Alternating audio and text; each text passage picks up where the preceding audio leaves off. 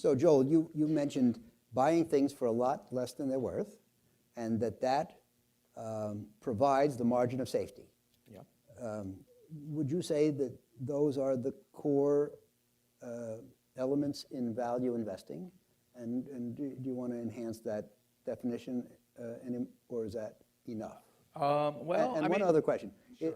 You mentioned that you didn't think it would be a great idea for your in-laws to try to find the next Picasso. Would you analogize that to growth investing? Sometimes. I mean, my definition of value investing is figure out what it's worth, pay a lot less. It has nothing to do with low price book or low price sales. And so that's how a lot of people like Russell or Morningstar would classify value investors. And so they probably wouldn't classify me as a value investor or a growth investor. They kind of don't know what to do with us. And, you know, as Buffett has said, you know, growth and value are tied at the hip. I mean, part of what makes value is investing in a business that can grow over time. So they're not two different way they're classified by, let's say, Morningstar or Russell. Maybe there's much lower growth in value and much higher growth in growth, and they make it that way. But I'm looking for good businesses that are cheap. You know, Ben Graham said, figure out what it's worth, pay a lot less, leave a large margin of safety. Between those two, big space between those two things. Warren Buffett, his best student, made one little twist that made him one of the richest people in the world. Buffett simply said, if I can buy a good business cheap, even better. Part of good is a business that can grow over time. And so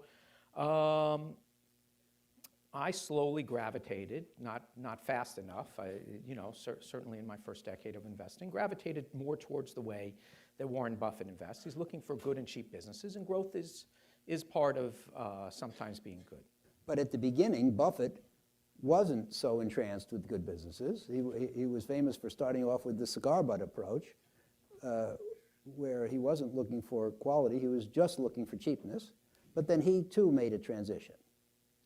Yeah, I mean, my master's thesis at Wharton, or it turned into that, with my friend Rich Pazina and Bruce Newberg, was a paper we wrote that eventually got published in the Journal of Portfolio Management about buying cigar butts. They were called net nets, buying stocks selling below their liquidation value, and showed that just buying, if you bought it cheap enough, you could make nice money. And that's sort of the way Warren Buffett started. But when you think about why we move towards quality, let's say you find a stock that's worth $10 and it's selling at $6. It's pretty cheap. But if you're not controlling the business, and it's not in a good business, your margin of safety may erode over time, meaning that $10 could turn to $8 if you're not really controlling those assets.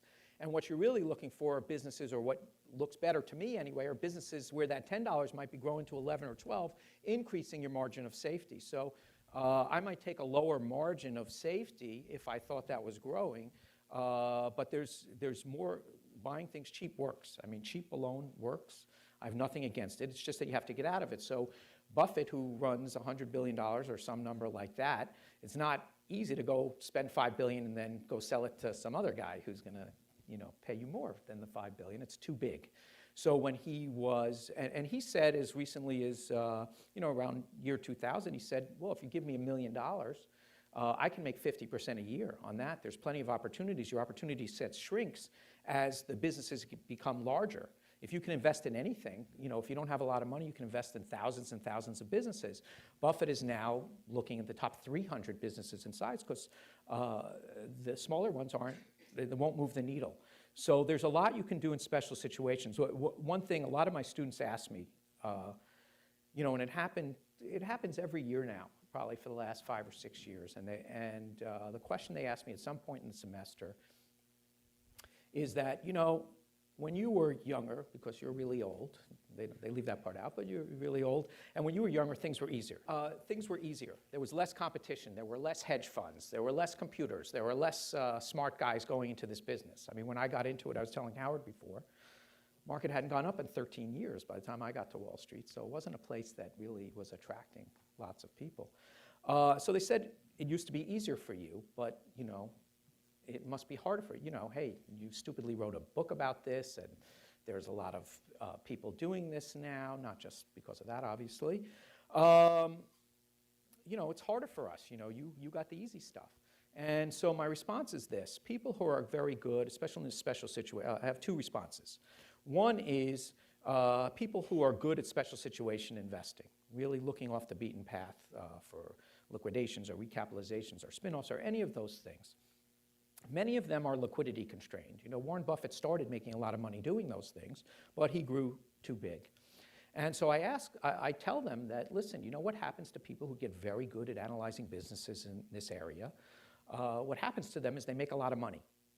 And they get too big to stay in this area, so there's always a new group of people who can come in and look at some of those smaller situations, because the guys who are really good at it get too big to really take advantage of some of the smaller or more obscure situations. And so there's always room for new people to come in that area.